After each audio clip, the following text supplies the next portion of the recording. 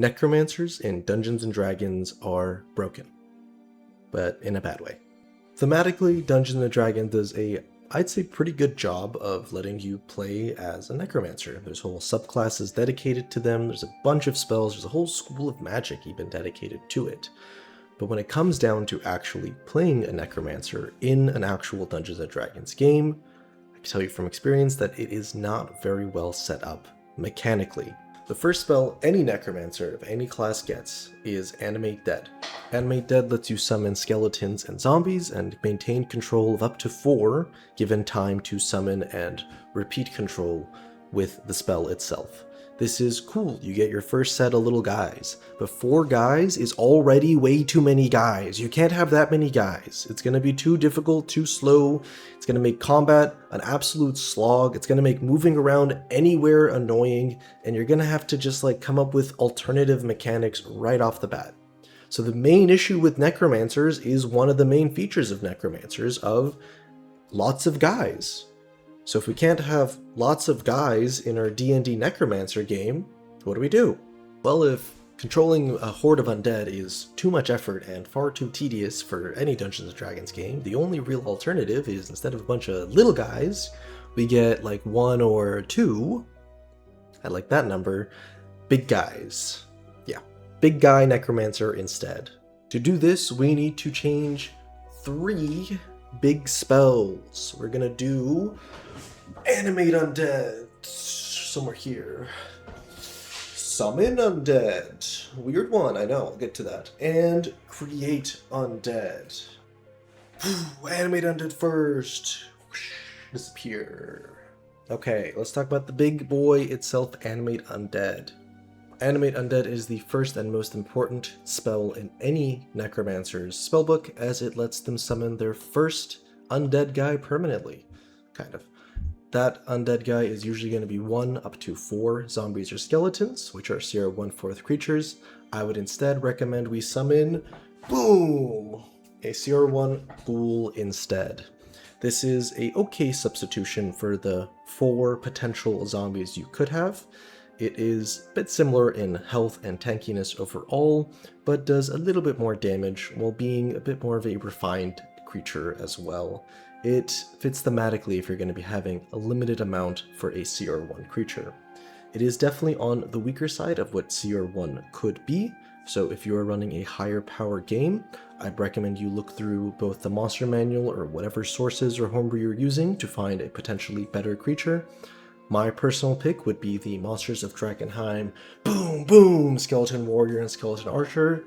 They are very cool, and I think very well encapsulate the essence of 4 skeletons or 4 zombies.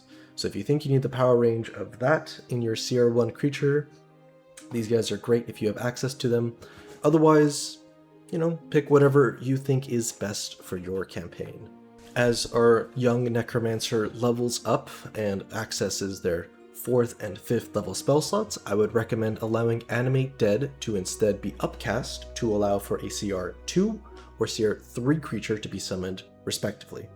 For CR2, some cool recommendations are the very easy Ghast, kind of just a slightly bigger, better ghoul, very fitting, but a cooler option, still in the basic monster manual, the Zombie Ogre. This guy is pretty neat and very much thematically fits the 6 zombie slots it's taking up of being a big hulking mass, a big beefy tanky guy to have. There's some caveats, of course, having a zombie ogre following you around, but mechanically I think it's very balanced between these two. If you have any other picks, do whatever you've got yourself. These are just what I'm throwing out for the general. At CR3 for our 5th level spell slot, I would recommend boom, boom, the Mummy and of course the White.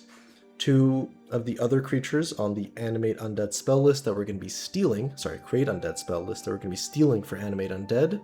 These guys do very well in the CR3 category, not being all too tanky, but doing pretty okay damage for what level of spell you're kind of committing to them. If, again, you have access to the very cool Monsters of Drakenheim book, boom! The Skeleton Mage is the direct upgrade, and next in path, very cool guy. Would recommend these guys as well, but again, just use whatever you got for your own judgment. These are just what I'm finding off of the basic monster manual that fit very well into those categories. Before we keep talking about Animate Dead, we are going to go back to the other cards and whoosh, only summon undead now. Summon Undead is an amazing necromancy spell that lets you summon and control a generic undead creature with varying stats based on the spell level used to summon it. I'd recommend it in any game where you're playing a necromancer as is, but in our case, we're going to change it up a little bit. Instead, the spell is going to summon an undead creature at whatever spell slot level you use to cast the spell. That means if you cast a 3rd level Summon Undead, you are going to summon a 3rd level undead creature. In this case, it can be either the Wight or Mummy as we talked about, or whatever other creature you could be working on. I've looked at the numbers and I think the CRs kind of match up pretty evenly to the generic stat block the spell already gives you. Sometimes it's better, sometimes it's weaker, depending on the creature. I made this change because when I was experimenting with this whole necromancy thing in my own campaign, it was a little bit, unsure of what type of creatures are going to work and what's not. And with what I'm about to recommend at the higher levels, I think a good way to test these all out would to let your necromancer player summon these higher CR creatures temporarily in battle to see how they perform before they start committing to creating permanent ones later. You can find out right away at level 5 if you like that homebrew CR3 creature you're about to let him have 2 of, or not. Moving all the way back, as your player is finally able to cast 6th level spells, they gain access to Create Undead.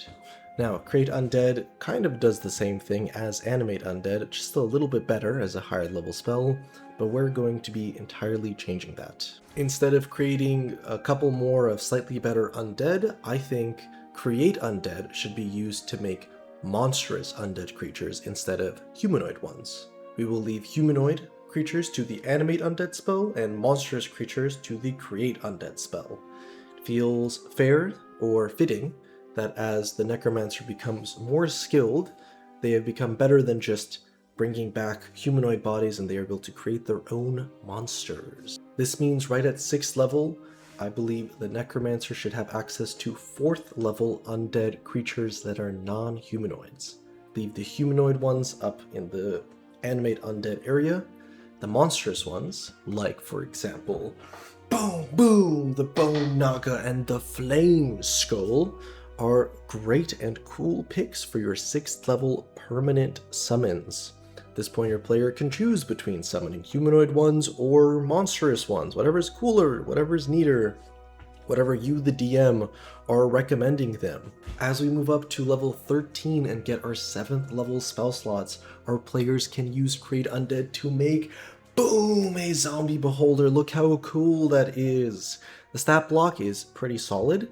This is a 7th level spell you're using, so they can be kind of strong. And even then, it's, not the end of the world. There's a lot of crazier things that are going on at level 13 than a zombie beholder being out on the field.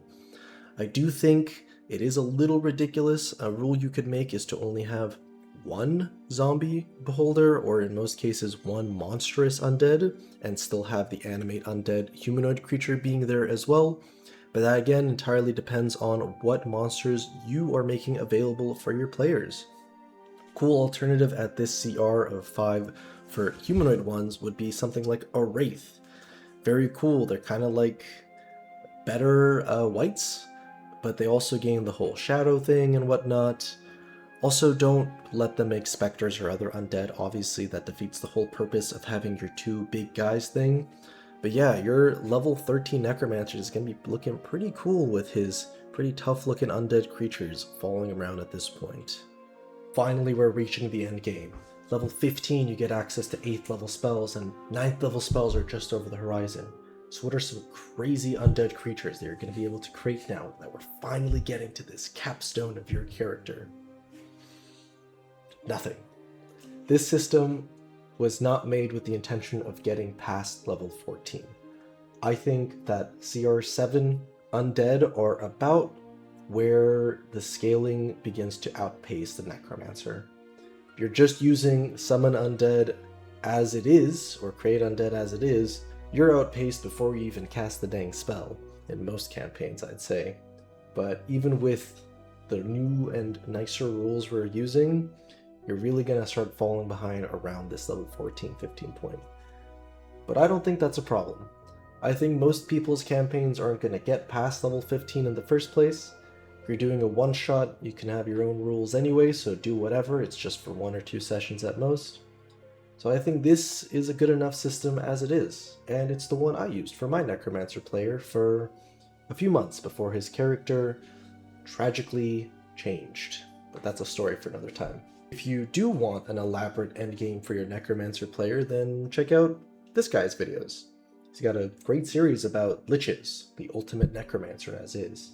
And his most recent one, a whole Necromancer class, is the reason I actually even made this video. It inspired me to share what I did in my campaign for my Necromancer player. If you made it this far into the video, thank you so much for watching. I hope you either like the system, very basic as it is, and are interested in using it, or at least just found it somewhat interesting to listen to me yap for a little bit and make noises as I do the visual effects on this video.